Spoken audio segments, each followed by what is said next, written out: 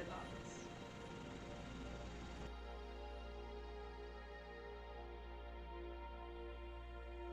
Season 4, different perspectives. It's me, Michael C., the source of life over the mic. My guest and I will share our stories and experiences. Now on the show today we have Miss Cindy Layton. And we're going to talk about mental health, the trials and the tribulations, and a lot more. Watch it all the way until the end. You already know what time it is. Let's go get 'em.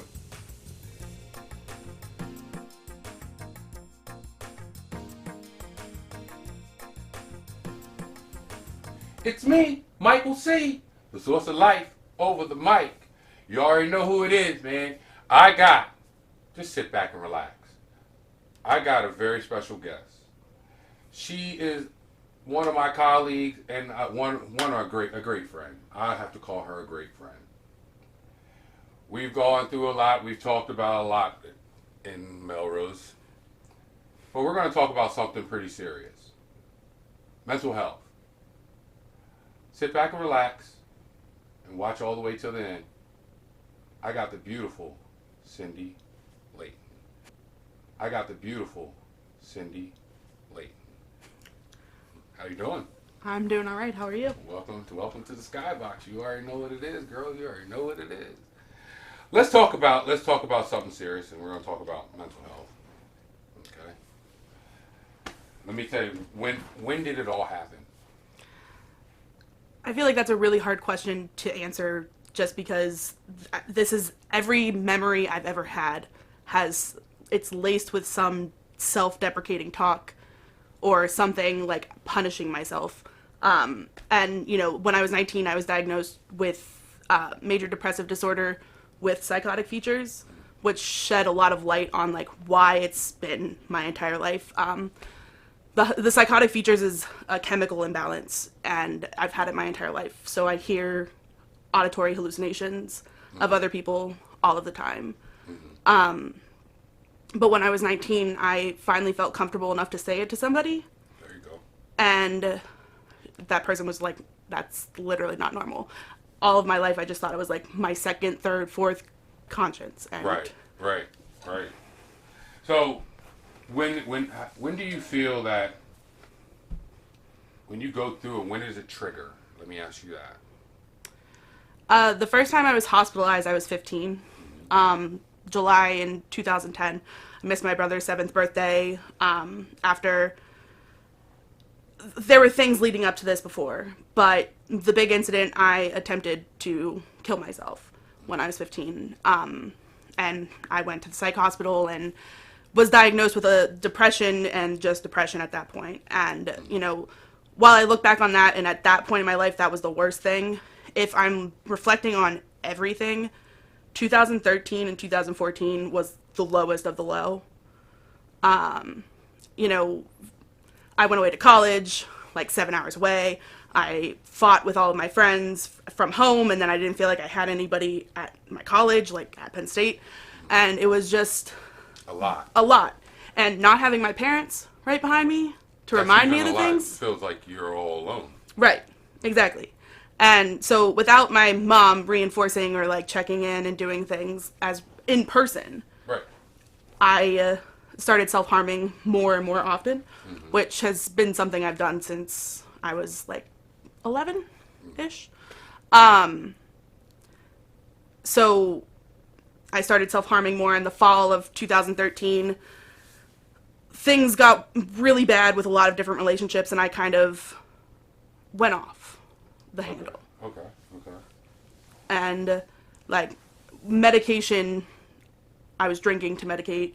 I was doing everything in my power to just feel like I could stay afloat in the day-to-day life. And so I was hospitalized in January of 2014 because I was like, I got a panic attack in my first class of the semester when they were going over the syllabus.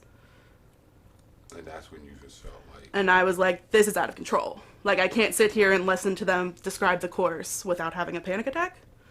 You knew something was going on there. Right. And I thankfully had therapy later that day. And when I left therapy feeling worse, I was kind of like, yeah, we got to do something about this. So you felt that was your first step to recovery? Yeah, definitely.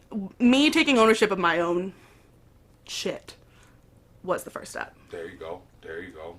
There you go. And that's a big step. Huge. That's a huge step. Why do you feel people can't admit to like a mental disease? I mean, the amount of stigma around like having a disorder is huge. And I, for a time in my life, definitely didn't feel comfortable telling my family. Just in my family, who I've known, I felt they would judge me too. It's really hard to say it out loud and then be judged by other people. But it's also hard to admit to yourself, like, okay, there is something wrong, and now I have to, like, accept it myself, and then I also have to introduce this to other people, that this is something I face, this is something I battle, and it's just, sometimes it's easier to leave it unsaid. I think some people just have to know that everybody's not perfect. Absolutely. And I think now, like, even in comparison to when I was in high school, the normalization of it, like, nobody hides it as much anymore. Right.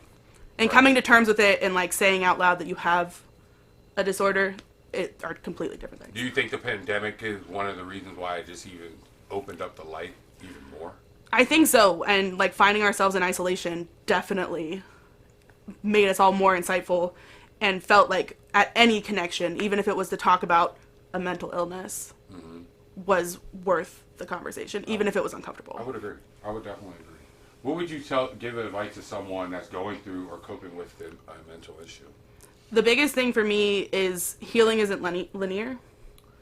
Like, there are phases where I'm super high, like nothing can hurt me, but then one little thing can set it all off. Coping with mental disease. Like, there's such an ebb and flow, which that's the natural thing in life anyways, but you can't beat yourself up when you're at the low, and you can't praise yourself too highly when you're at the high, because it can all change in a matter of seconds. Who made the biggest impact on your mental health? I feel like there's a few people who have helped me get to this point, but at the end of the day, the person that's had the most impact would be me, because until I took ownership that I have depression, that I am chemically imbalanced, like until I owned that and was like, I'm doing this for me, not for anybody else, that's when it all changed. Like, I'm gonna throw this artist out there. You know who I'm talking about. I absolutely do. Did Taylor Swift help you through this? Yeah. So when I was hospitalized in 2014 in January, I relapsed again and was back in March. In February, I was raped by a guy that I didn't really know. We were becoming friends, and at that point, like, May of 2014 was the first month that I hadn't been in an emergency room for the entire year. And, like, I was at the lowest, and even when I felt like I was getting better, it just felt like the hole couldn't get any deeper. But it just kept getting deeper. Right. And I was invited to Taylor Swift's house for the 1989 Secret Sessions in Nashville. Oh. And there were 89 of us invited, and she handpicked all of us. So, yes, Taylor Swift has made a big impact, because I feel like if she saw something in me at that lowest of the low, then I should be able to find something in myself. I know that's right. If you could talk to you when you were at that rough time, what would you say to yourself? There's so many things, but then I kind of also wonder, like, if I could go back and have somebody tell me this earlier on, like, would this become something that I want to advocate for? Like, would I feel as strongly about this as I do? Would I speak as freely as I do? I mean, if I could go back and tell my 15-year-old self, who just, like, sat in the corner, perks of being a wallflower, 100%, like, if I could say, like, this situation right now sucks, and it's going to get suckier, but it'll also get better. Right. And at this point in my life, I feel like this has become something that's such a big part of me that, like, at 15, if I had known that, maybe I would have seen earlier why the battle is worth it. Because I feel like even with this or a message on Twitter or whatever, like, I have made an impact on other people's lives because I'm so open about it. I agree. And, like, to me, I wouldn't go back and change any of it. I know that's right, girl. after 535 days. Something like that. Let me ask you this question. What'd you learn about yourself? From day one to right now. I learned that solitude and isolation isn't so bad when you need to get a check on yourself. I've learned who my real friends are, for sure. But the biggest thing for me was at the point where I was the last time I self-harmed. I've lost so many people in my life, and at that time, it felt like self-harming was the only way to solve that problem. But I moved in to an apartment by myself. I did a lot of reflection on me, and the summer of 2020, I didn't do anything with anyone. But it gave me a lot of introspection on myself, and I feel like this 535 days, there's been something I've learned about myself every single day. And, like, I wish I could go back and be like, you got this. Like, you've absolutely got it. No, you're here, yo. You're here. And I'm glad you're here. Yeah. I'm glad you're here. You know, me and you, we could do this all day, girl. All day. But do you have any shout-outs? I mean, Taylor Swift, obviously. Oh, absolutely. You know, you got to get out Taylor Swift. You know Obviously. what I'm saying? Absolutely. Well, you know, when it comes to me, I'm giving out all the shout-outs to all my subscribers, everyone that has been watching. Like I said, this one was a very deep conversation in the SkyBoxx. And like I said, we could do this a lot more. But you know what I mean? But if you have any thoughts, questions, or concerns, hit me up at the number one, SkyBoxx at gmail.com. If you're on your favorite podcast or YouTube, all you have to do is search the SkyBoxx. And remember, hit that like and subscribe button. It's only $3.99.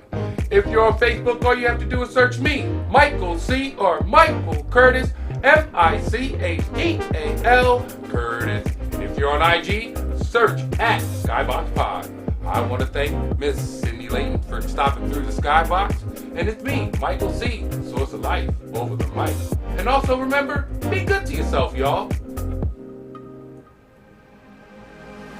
The SkyBoxx final thoughts. I'm just going to tell you now, that was a conversation that I didn't even see coming.